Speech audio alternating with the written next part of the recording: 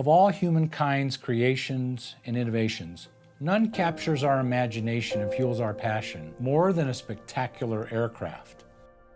By embracing existing aircraft technology and applying it to a vision of our lives in the 21st century, XTI Aircraft Company is taking a transformational step and creating a new concept for personal air transportation for all of us. In just 2.5 years, the company plans to fabricate, test, and fly its first prototype. And once we achieve that important milestone, everyone with a stake in XTI Aircraft Company will benefit.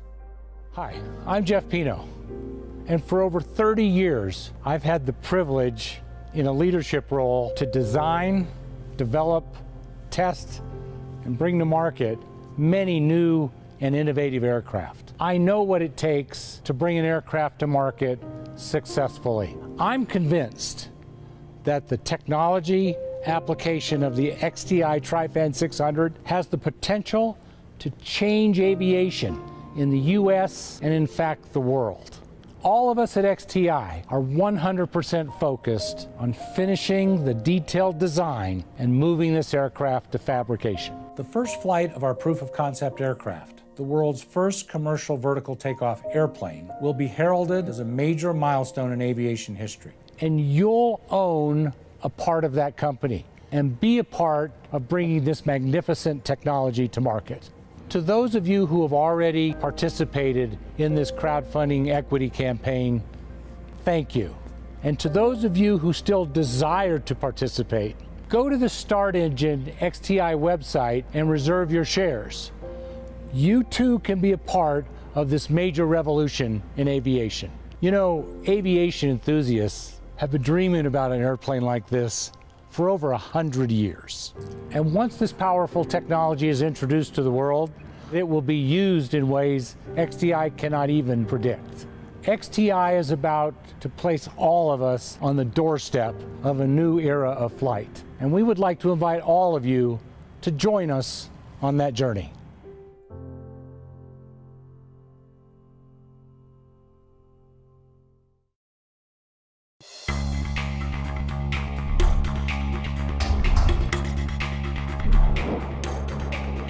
Commercial supersonic flight has long been desired to reduce air travel time and improve personal mobility, particularly for today's long-distance travel.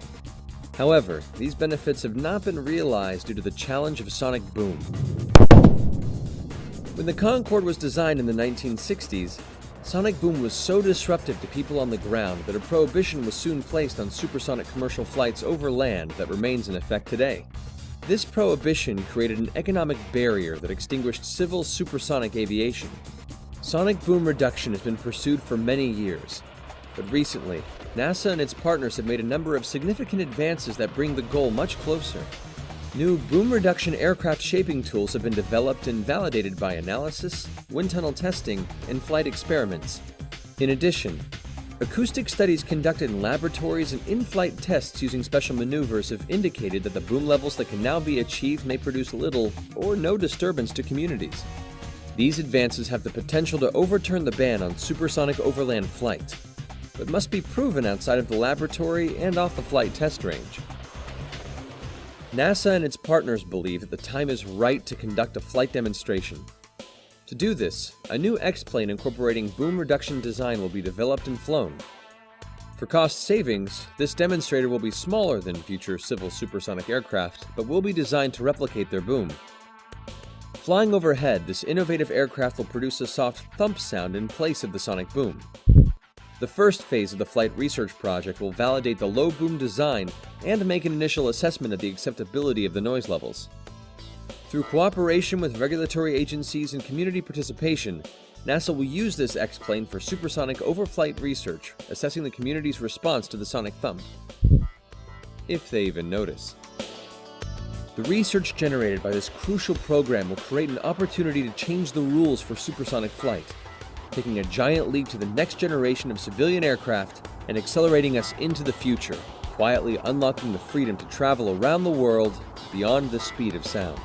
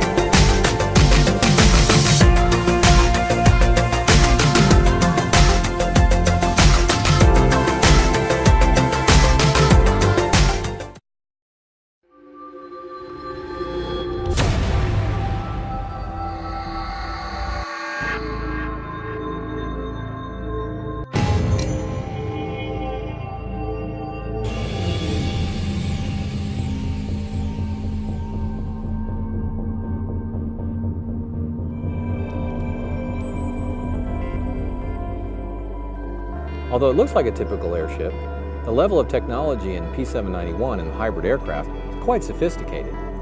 For example, we use vectored thrusts, much like the F-35. Our thrust vectoring system moves in 2 axes, horizontal and vertical. That gives us 180 degrees of thrust in 2 directions. P791 has multiple lobes. That allows us to generate lift more efficiently. P791's airframe is built from high-strength, lightweight, woven material that's heat sealed together to form an airtight chamber that's mostly filled with helium. On the bottom of the vehicle, we have 4 ACLS pads. The air cushion landing system enables us to take off and land from remote areas, including sand, snow, dirt, or even water. These environments don't require any infrastructure for takeoff and landing operations. Not only can we take off and land with the air cushion landing system, but it doubles in grip mode, allows the system to grab the ground and hold it even in shifting winds. So we don't need mooring towers or any sort of tie down as we do our change operations on the ground. This vehicle is unique. It's the only fly-by-wire hybrid airship in the world. We have traditional rotor pedals, and we have a control stick with pitch, roll, and alternatively we can put yaw in from the control stick. There's really 2 areas where hybrid aircraft are most valuable. One is in intelligence, surveillance, and reconnaissance gathering, because you can fly for a very long period of time without refueling. So for this vehicle, we would take off and land, fly for 2 to 3 weeks unrefueled, come back, refuel, possibly change sensors, and go back up again. That allows us to have fewer forward troops supporting the aircraft and also uses less fuel in the forward areas. The second mission area is in moving cargo. People like to move quickly as they're transported, but cargo doesn't matter so much. In cargo applications, the hybrid aircraft is really more like a fast ship than a slow airplane. The hybrid aircraft allows us to carry a wide variety of cargoes. As it scales up from its current size to 3 times, 5 times, or 7 times this scale, the gondola expands so we can carry 200 to 300 freight containers at a time. We can also carry tanks, helicopters, and other outsized military cargo. What's difficult about making an airship isn't the fact that you make a bag of helium lift something. That's relatively easy. What's difficult is making it useful. We've worked very hard to try to make this the most operable system possible. What we'd like to do is take this system to a 95, maybe 99% availability rate, much higher than existing airships, and also as high or higher than existing aircraft.